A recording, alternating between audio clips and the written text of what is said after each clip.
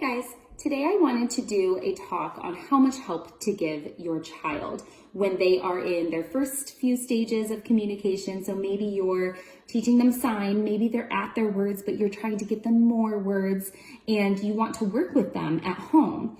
Now, help is considered cueing and prompting for speech pathologists that are working with children, maybe late talkers that haven't started talking yet, across the board. We call it prompting and cueing. How much help are we giving them? And this is something that really can be recreated at home. And I love to teach my parents this because I want them to work on things at home. And I think it's important to work on things in a way that I am also working on them. And this means not giving so much help so that they're not learning to communicate, but you are giving them gradually less and less and less and less help so that they become independent. So I use a hierarchy of help or prompting, and I start obviously with independence. The kids that come to me are not quite independent yet. They're not there yet. So I'm going to go through the stages of what I do to provide help for my kids because it is very intentional. The help that I'm giving them is intentional and thinking it through, and it means something. What they respond to means something to me, and it means that they are at a certain level in their communication as well. So it's really important to kind of monitor that and know what type of help and how much help your child needs when communicating. So if they are not yet independent, the first thing I do is I go to a gesture. My gesture is always my finger to my mouth. My parents always tease me because they're like, oh, so-and-so did this at home by themselves just like you. I do it all the time, and I do it because I'm drawing attention to my mouth, where my speech is coming from. So I put my finger to my mouth and I wait expectantly. I change my facial expression. You might even do something like, but you're not using words yet. You're just using a gesture, and you wait. Between each of these steps, guys, wait it out. Before you even do a gesture, you should wait because you want to see what they will do on their own. And sometimes kids need processing time. So if you ask them a question or you put something in front of them, they might not do anything right away because they're thinking about it. Their brain is trying to figure out what is happening next. But if you give it to them too quick, they don't have time to process it and complete it on their own. So waiting is so important. I talk about that a lot in my communication videos. So if you put bubbles in front of them, you wait it out, and then if nothing happens, you give them a gesture of what, no word yet, but just the what gesture, like expectantly. You want something out of that. If that is not enough yet and they still aren't initiating a communication with you, then I will go to the verbal. So that's when I go into I call it indirect verbal prompt. So you're not going to say anything about talking. You're just going to say, oh, what do you want? Or oh, what happened? Oh no, what happened? Maybe I put the lid on the bubbles, or maybe I stopped throwing the ball, or whatever it is. You're giving them an indirect of what's going on. And you can give them some verbal. Don't give them so much verbal, like, oh my gosh, what happened?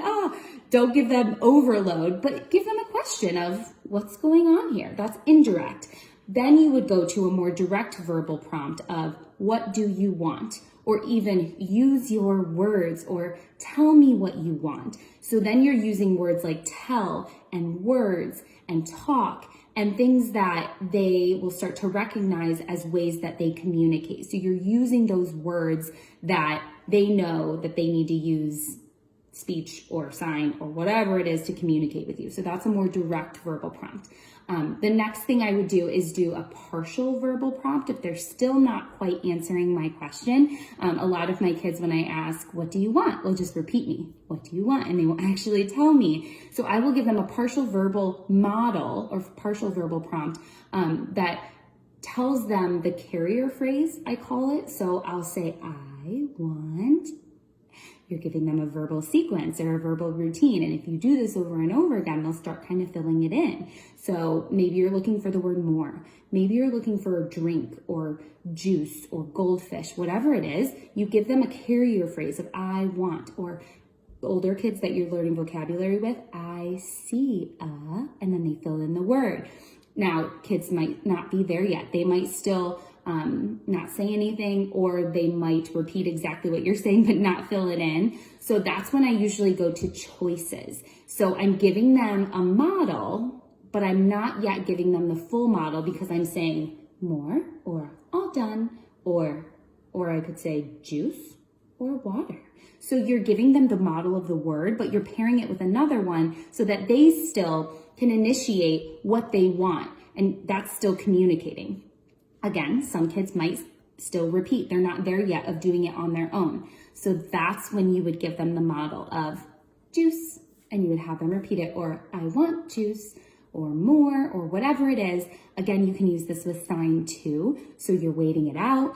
If they, your model for them would be putting it hand over hand as well. If they aren't producing this, when you give it to them as a model, you're doing hand over hand, you're bringing their hands together for that sign so that you can show them in that way. So again, there's steps, and notice how I don't start giving them verbal prompts until a couple minutes through. I also have a lot of stuff and a lot of ways to help them in between independence and just giving them the word or giving them the sign. So I really want to stress that, because we want to help our children, but we also want them to become independent, right? We want them to talk and use their words and tell us what they want. And to be able to get there, they might need us to help them, but in a way that isn't just giving them what we want. So we're not just going to give them the word. It's the same as teaching. You're not just going to give them the answer. You're going to give them clues, and you're going to give them a little bit here and there, but you're not going to totally give it to them yet. So let me know if you have any questions about that. Again, I know it's kind of complicated and hard to kind of get used to that on a regular basis. And I would never expect parents to do this all the time when you're working with your child. But like I've always said in my other videos, I do think it would be really helpful to set aside 10 to 15 minutes every day where you're working on speech and language, and you can work on the prompting and write yourself notes, write down how they're responding, take it to your speech pathologist, take it to their teacher, and ask for some help with some of that. And it's okay to ask for help too. That's a big thing. But I think that helping your child and helping them in a way that's going to develop them and get them into that state of independence is very, very important. And it'll make you feel good as a parent as well. Thanks, guys.